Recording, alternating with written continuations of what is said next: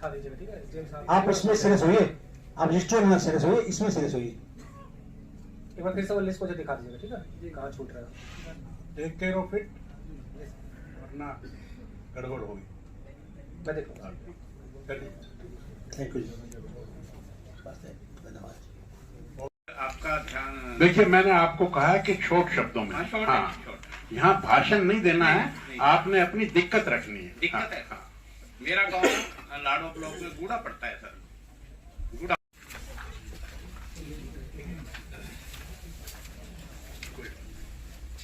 हाँ नमस्कार, मेरा नाम Sadhu Singh.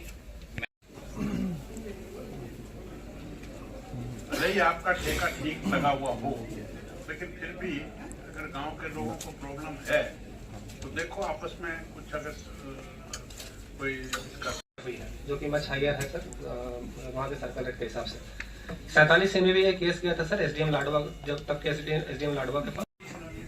Nobody is allowed to depute any junior person to come here. He or she will have to come here, otherwise she or he should take the permission either from me or from Deputy Commissioner. चलिए, और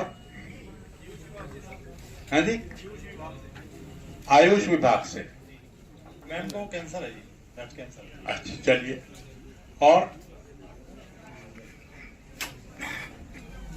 housing board Haryana से sir. Grievance committee की meeting में नए साल के उपलक्ष्य में मैं आप सबको नए साल की शुभकामनाएं देता हूं, बधाई देता हूं, और परमपिता परमात्मा से प्रार्थना करता हूं कि आप सब पर उनकी असीम कृपा बनी रहे, आप सबको दीर्घ आयु प्रदान हो, स्वस्थ आयु प्रदान हो, आपके काम में, व्यापार में बरकत हो, अपना कुरुक्षेत्र, अपना प्रांत, अपना देश दिन दूनी रात चौगनी तरक्की करे। इन्हीं शब्दों के साथ मुझे बताएंगे कि आज कोई छुट्टी पर है क्या अधिकारी?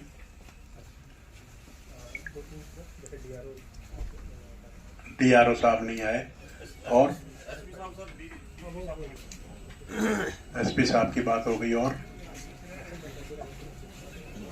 अच्छा, हमारे डॉक्टर बॉडी मिनिस्टर, हमारे यूनिवर्सिटी के अध्यक्ष, सर्वप्रथम मैं आज वर्ष पर आप सबको बहुत बहुत मुबारक देता हूँ। खासतौर पे गुप्ता जी का बहुत स्वागत करता हूँ, और मैं ये कहूँगा कि आपकी यूनिवर्सिटी की बहुत अच्छा सुनी उन्होंने बड़े ध्यान से। मैं आपके ध्यान में लाऊंगा जी, एक हम लोगों ने एक कैंप लगाया था, 2 कैंप लगाए थे, और कैंप के अंदर हम लोगों ने कहा था कि लोगों के इंतकाल होने चाहिए। लगभग वो इंतकाल 200 इंतकाल थे, 2 कैंप में लगे थे, एक भी इंतकाल उसमें अभी तक उन्होंने 2-3 अप्रूव करे, बाकी नहीं किए। यानी मैं यहाँ तहसीलदार बैठे हैं, नायब तहसीलदार बैठे हैं, रजिस्ट्रार बैठे हैं, इनके ऊपर पूरा एक एक इंतकाल का मुझे बताया जाए, क्यों नहीं हो रहा, किस कारण से नहीं हो रहा, ये लोगों को रिलीफ मिल सके। अभी तो 2 हैं, कम से कम 5000 इंतकाल होगा शायद, कहते हैं सरकार। ये मैं कहूँगा इसके ऊपर बड़ा एक्शन लिया जाए। इसमें तो सर हमने बनाया हुआ अभी तक 63 जो आया था अपने पास। नहीं 63 नहीं, 200 दिए मैंने। कौन है?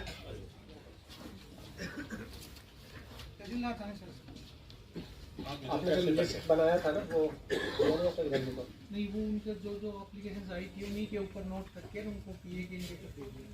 जो भी हमारे रिकॉर्ड से संबंधित मैच हो रही थी, इसके उनके इंतकाल हो गए थे तो रिकॉर्ड से। वो कह रहे हैं 200 में केवल 2 या 3 हुए। 3 हुए गुप्ता जी, मैं अपनी एक भी इसकी हमारे पास ऐसी है कि जिसमें जो रिकॉर्ड से मैच हो रही हो उसका म्यूटेशन ना हो। सर मैं आपको क्लियर करूं इनकी बात को, सिर्फ इन्होंने 200 में से 2 या 3 करे तहसीलदार साहब ने, और हुआ क्या है, कम से कम इनके पास चला जाए। मैं कहना चाहता किस ढंग से किसका करते हैं, लोगों ने मकान बनाए हुए, अच्छे अच्छे लोगों लेक्चर होने, सब ने उनके मकानों के इंतकाल नहीं हो रहे। अभी तो 2 से 3-4 जा रहे शहर के। आप एक बार फिर से दिखा दीजिएगा, ठीक है एसडीएम साहब। आप इसमें सीरियस होइए, आप रजिस्टर में सीरियस होइए, इसमें सीरियस होइए। एक बार फिर से वो लिस्ट मुझे दिखा दीजिएगा, ठीक है कहाँ छूट रहा है।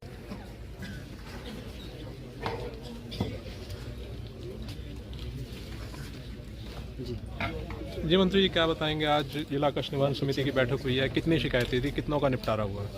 सबसे पहले तो मैं आप सबका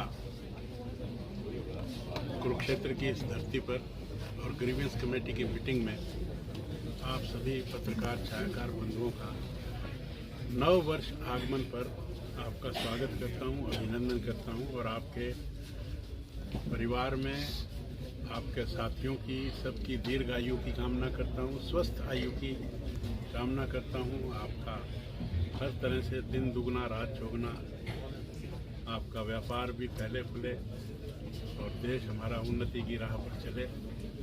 इन शब्दों के साथ आज मैं ग्रीवेंस कमेटी की मीटिंग लेने आया था, जिसमें 6 शिकायतें पुरानी थी, 9 शिकायतें नई थी। 6 में से 5 को हमने डिस्पोज ऑफ कर दिया, 1 बची है और बाकी जो 9 हैं उनमें से 7 को डिस्पोज ऑफ कर दिया, 2 बची हैं, तो 3 बची हैं 15 में से। शिकायतें मिक्स्ड नेचर की थी, कोई बैंक से लोन नहीं हुआ तो कोई आपस का झगड़ा, कोई नाली का झगड़ा, कोई सड़क ऊपर नीचे का होना, कोई FIR होना, तो इस तरह की मिक्स्ड तरह की सब कंप्लेंट्स थी। तो वो हमने सबकी सुन के उसको दूर करने का प्रयास किया है। मंत्री जी, 3 अधिकारी नहीं पहुंचे, कौन कौन है जो नहीं पहुंचे, उनके ऊपर एक्शन लेने की बात आपने उनके ऊपर पूरा एक्शन लिया जाएगा, उनकी एक्सप्लेनेशन ली जाएगी और एक्सप्लेनेशन उनकी ACR की फाइल में लगाई जाएगी। एक अधिकारी तो एडिशनल चार्ज के चक्कर में वो यमुनानगर की एडिशनल ड्यूटी यहाँ की दे रखी, तो नहीं आए, तो उनको भी एक्सप्लेनेशन दी जाएगी। एक इंतकाल को लेकर भी विधायक ने आज एक मुद्दा उठाया है, आपके सामने रखा है, क्या कहेंगे? तो उसमें हमने तहसीलदार को बोला है कि ठीक काम करो, नहीं तो फिर कार्रवाई करेंगे। एक विकसित यात्रा है जो हर गाँव में पहुँच रही है, घर घर जाकर जो लोगों की समस्या दूर की जा रही है, उस बारे में क्या कहेंगे? देखिए, ये तो एक बहुत ही अनूठा प्रोजेक्ट है इस देश के यशस्वी और लोकप्रिय प्रधानमंत्री का। अनेक प्रकार की सुविधाएं, अनेक प्रकार का लाभ, चाहे वो आयुष का हो, चाहे वो चिरायु का हो, चाहे वो फ्री अनाज का हो, चाहे वो BPL का हो, चाहे वो पेंशन का हो, इस तरह की अनेक चीज़ें, दवाइयाँ भी देना, इस तरह की अनेक चीज़ें हमने दी। चाहे वो गैस के चूल्हे की बात हो, और उसके देने के बाद भी कुछ लोग अगर इस लाभार्थी योजना को अवेल नहीं कर पाए तो उनके घर पर जाकर, उनके गांव में जाकर और वहाँ अलग अलग से हेल्प डेस्क लगाकर उनको वहाँ पर ये सुविधाएं हम दे रहे हैं। एट दी स्पॉट उनके कार्ड बना रहे हैं, एट दी स्पॉट उनके BPL के, उनकी पेंशन के, उनके ओल्ड एज के, उनकी आयुष के, इस तरह की गैस चूल्हा अगर कोई आकर हमारी बहन कह देती है गैस, तो ऑनलाइन उसी वक्त बनाकर उसको कार्ड दे दिया जाता है। तो मैं समझता हूँ कि ये एक बहुत ज़बरदस्त और जो ये एक विज़न है माननीय प्रधानमंत्री जी का, और उसमें हमारे हरियाणा के लोकप्रिय मुख्यमंत्री श्री मनोहर लाल जी आपस में 1 और 1 11 मिलकर जैसा प्रधानमंत्री जी सोचते हैं तो उसको और बढ़ाकर इसलिए मैं कह रहा हूँ कि माननीय प्रधानमंत्री जी ने कहा कि हम 1,20,000 से जिनकी आय कम है सालाना, उनको 5 लाख रुपए का आयुष का हम बेनिफिट देंगे अगर वो बीमार हो जाए।